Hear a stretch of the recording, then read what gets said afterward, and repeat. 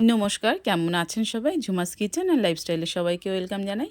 আজকে সকালে বানাচ্ছি উত্তপম, আর এই উত্তপম বানাতে লাগবে সুজি আর দই। আর আমি এখানে 250 গ্রাম মতন সুজি নিয়েছি আর দই দিয়েছি। সুজিটা প্রথমে ভিজিয়ে রাখবো জলে বেশ কিছুক্ষণ, 10 মিনিট মতন ভিজিয়ে রেখেছিলাম।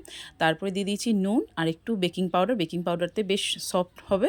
সাথে নিয়ে নিয়েছি দই। দই ছিল একটা ছোটো প্যাকেটের 1 প্যাকেট। আর দইটা দিয়েও সুজিটা কিছুক্ষণ ভিজিয়ে রাখতে হবে।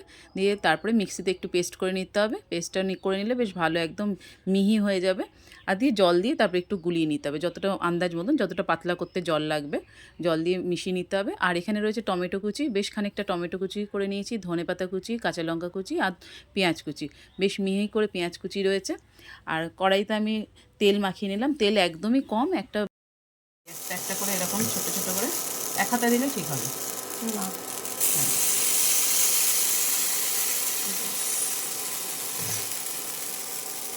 এরকম দিয়ে তার উপর দিয়ে পেঁয়াজ কুচি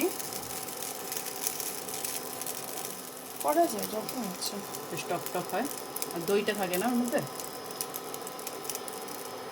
টমেটো কুচি, এটা আমাদের মাঝে মাঝে করা হয়।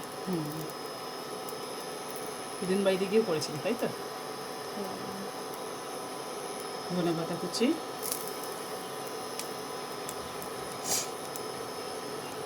আর লঙ্কা কুচি, কাঁচা লঙ্কা কুচি দিয়ে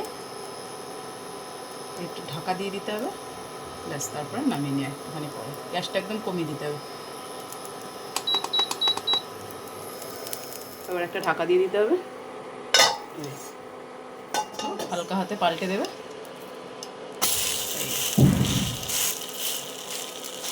দিয়ে আর কি ঢাকা দিবি? না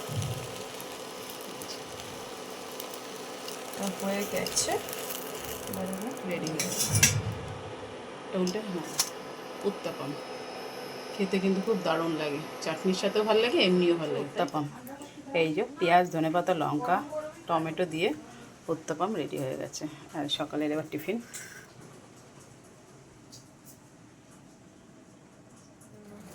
এবার খেয়ে দেখি কেমন হয়েছে একটু।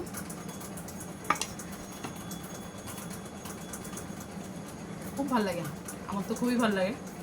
আপনারাও করে খেয়ে দেখবেন।